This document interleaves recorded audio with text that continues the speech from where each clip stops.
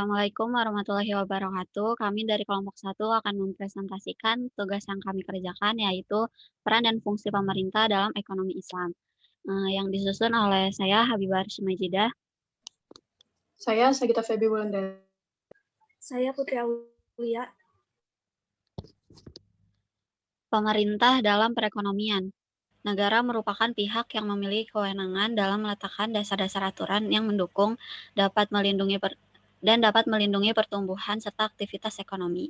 Dalam kehidupan masyarakat tidak dapat dilepaskan dari tanggung jawab pemerintah yang berusaha melakukan penertiban dan mensejahterakan masyarakat. Tanggung jawab pemerintah dalam perspektif Islam memiliki fleksibilitas yang luas, didasarkan pada orientasi untuk mensejahterakan masyarakat. Tujuan ekonomi Islam adalah mencapai falah yang direalisasikan melalui optimalisasi maslahah. Oleh karenanya, tujuan peran pemerintah adalah menciptakan kemaslahan bagi seluruh masyarakat. Dan dalam Islam, pemerintah adalah agen dari Tuhan atau khalifah yang sekaligus juga merupakan ulil amri yang mengurus keperluan umat. Partisipasi pemerintah dalam ekonomi. Di sini terdapat dua perspektif, yaitu perspektif konvensional dan perspektif Islam. Dalam perspektif konvensional terdapat dua teori, yaitu teori klasik dan teori Keynes. Teori klasik mengatakan tidak ada campur tangan dari pemerintah karena adanya invisible hand.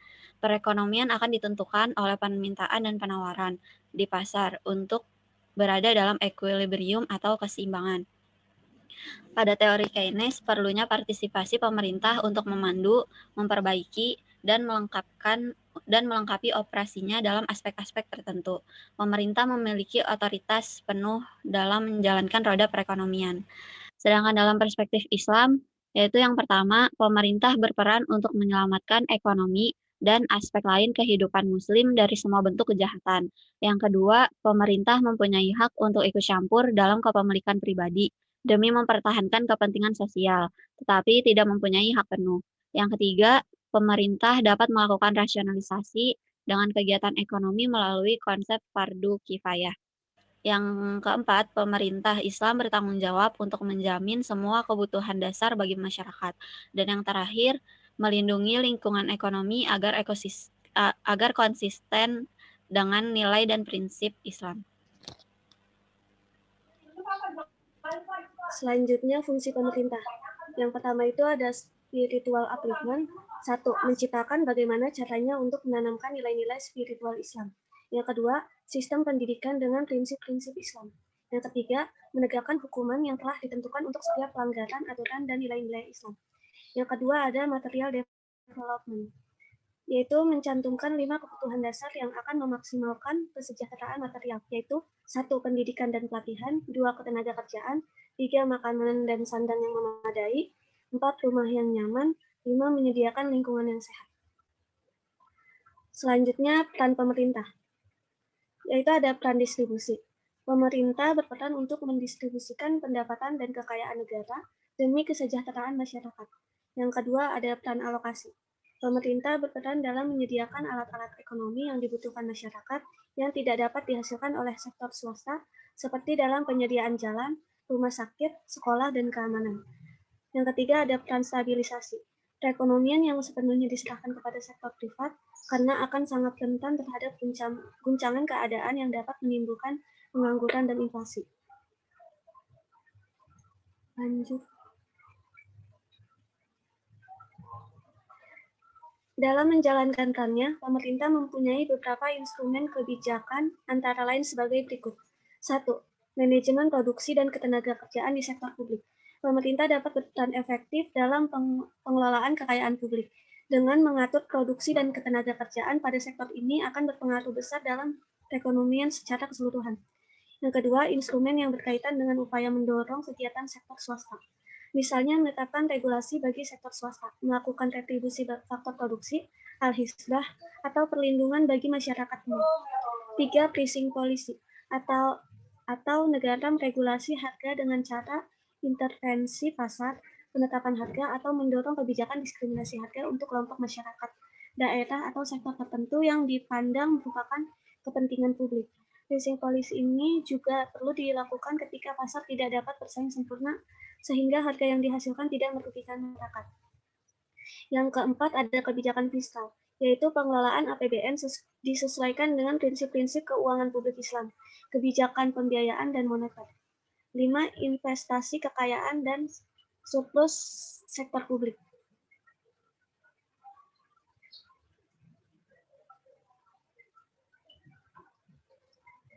Intervensi ini ditentukan oleh beberapa hal. 1. Regulasi yang melarang jual beli barang yang diharamkan secara syar'i. Contohnya minuman keras. 2. Regulasi yang melarang semua bentuk dan jenis manipulasi dalam semua aktivitas ekonomi. Yang ketiga, regulasi yang melarang peredaran makanan, minuman, atau bahan lainnya yang membahayakan kesehatan umum. 4. Regulasi yang melarang permainan terhadap kepentingan dan harta manusia secara umum, kebun-kebun yang menjadi sarana pelayanan umum dan berbagai fasilitas lainnya. 5.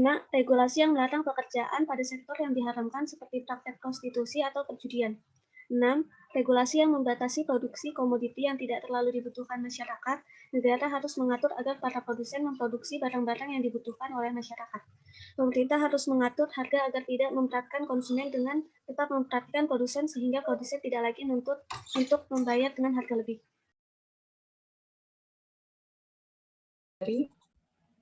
Selanjutnya, kebijakan fiskal. Kebijakan fiskal adalah suatu instrumen manajemen permintaan yang berusaha memengaruhi tingkat aktivitas ekonomi melalui pengendalian pajak dan pengeluaran pemerintah, dengan tujuan untuk mempengaruhi jumlah total pengeluaran masyarakat, pertumbuhan ekonomi, jumlah seluruh produksi masyarakat, banyaknya kesempatan kerja dan pengangguran, tingkat harga umum dan inflasi, serta menstabilkan perekonomian dengan cara mengontrol tingkat bunga dan jumlah uang yang beredar. Al-Quran memang tidak memberikan perincian terkait kebijakan fiskal, akan tetapi ada beberapa ajaran ekonomi dan prinsip-prinsip pengarah yang terekam dalam sunnah sebagai pengarah dan penjelasnya. Dalam Islam, kebijakan fiskal merupakan suatu kewajiban negara dan menjadi hak rakyat, sehingga kebijakan fiskal bukan semata-mata sebagai suatu kebutuhan untuk perbaikan ekonomi maupun untuk peningkatan kesejahteraan rakyat saja, akan tetapi lebih pada penciptaan mekanisme distribusi ekonomi yang adil.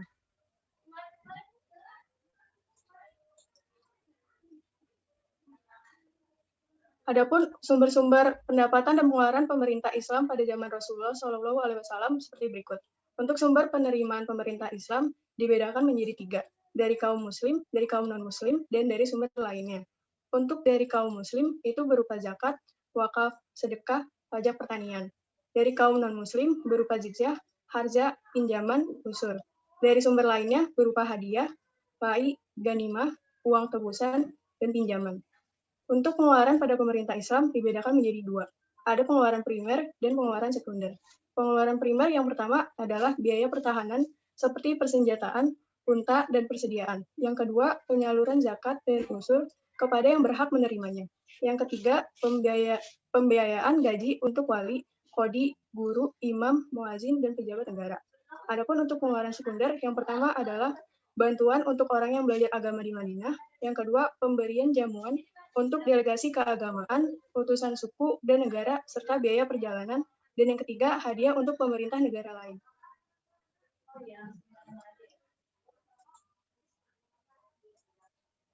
Lalu ada kebijakan moneter. Kebijakan moneter adalah usaha mengendalikan keadaan ekonomi makro agar dapat berjalan sesuai dengan yang diinginkan melalui pengaturan jumlah uang yang beredar dalam perekonomian. Kebijakan ini bertujuan untuk mencapai dan memelihara kestabilan nilai mata uang. Kebijakan moneter terbagi 2, yaitu kebijakan moneter ekspansif dan kebijakan moneter kontraktif. Kebijakan moneter ekspansif ialah kebijakan dalam rangka menambah jumlah uang yang beredar. Sedangkan kebijakan moneter kontraktif ialah kebijakan dalam rangka mengurangi jumlah uang yang beredar. Adapun untuk instrumen kebijakan moneter dalam ekonomi Islam antara lain seperti berikut. Yang pertama ada reserve ratio. Reserve ratio adalah sejumlah persentase tertentu dari simpanan bank yang harus dipegang oleh bank sentral. Yang kedua, ada moral suasion. Bank sentral dapat membujuk bank-bank lain untuk meningkatkan permintaan kredit sebagai tanggung jawab ketika ekonomi berada dalam keadaan depresi. Yang ketiga, ada lending ratio. Dalam ekonomi Islam, lending ratio disebut dengan qardul hasan atau pinjaman kebaikan. Contohnya itu adalah pinjaman tanpa bunga. Yang keempat, ada refinance ratio. Refinance ratio adalah sejumlah proporsi dari pinjaman bebas bunga. Yang kelima, ada profit sharing ratio atau rasio bagi keuntungan. Bank sentral dapat menggunakan profit sharing ratio sebagai instrumen moneter, di mana ketika bank sentral ingin meningkatkan jumlah uang yang beredar, maka rasio keuntungan untuk nasabah akan ditingkatkan. Keenam, ada Islamic Sukuk. Islamic Sukuk adalah obligasi pemerintah. Jadi ketika terjadi inflasi, pemerintah akan mengeluarkan sukuk lebih banyak, sehingga uang yang mengalir akan banyak ke bank sentral dan jumlah uang yang beredar akan berkurang. Sehingga sukuk punya kapasitas untuk menaikkan atau menurunkan jumlah uang yang beredar. Yang ketujuh, ada Government Investment Certificate. Ialah penjualan atau pembelian sertifikat bank sentral dalam kerangka komersial. Dan kedelapan ada reksadana syariah. Reksadana secara bahasa dapat diartikan sebagai uang yang terpelihara. Jadi reksadana syariah dapat diartikan sebagai kumpulan uang yang terpelihara dengan tujuan untuk menghimpun dana dari masyarakat pemodal yang selanjutnya akan diinvestasikan kembali dalam bentuk portofolio efek oleh manajer investasi. Jadi kesimpulan dari materi yang sudah dijelaskan di atas ialah negara merupakan pihak yang memiliki kewenangan dalam meletakkan dasar-dasar aturan yang mendukung dan dapat melindungi pertumbuhan serta aktivitas ekonomi. Dalam kehidupan masyarakat diperlukan peran pemerintah. Pemerintah adalah pemegang amanah untuk menjalankan tugas kolektif dalam mewujudkan keadilan dan kesejahteraan serta tata kehidupan yang baik bagi seluruh masyarakat. Tujuan ekonomi Islam adalah mencapai falah yang direalisasikan melalui optimalisasi maslahah, sehingga tujuan peran pemerintah adalah menciptakan kemaslahan bagi seluruh masyarakat. Pemerintah memiliki dua fungsi yang terdiri dari spiritual upliftment dan material development. Tidak seperti pada perspektif ekonomi klasik dan ekonomi Keynes, dalam Islam, pemerintah memiliki hak untuk mengintervensi. Pemerintah berhak untuk ikut campur dalam kepemilikan pribadi demi mempertahankan kepentingan sosial, walau tidak secara penuh. Dalam menjalankan perannya, pemerintah mempunyai beberapa instrumen. Beberapa instrumen kebijakan diantaranya manajemen produksi dan ketenaga kerjaan di sektor publik. Instrumen yang berkaitan dengan upaya mendorong kegiatan sektor swasta, pricing policy, kebijakan fiskal dan moneter, investasi kekayaan, dan surplus sektor publik. Sekian presentasi dari kelompok 1, kurang lebihnya mohon maaf. Wassalamualaikum warahmatullahi wabarakatuh.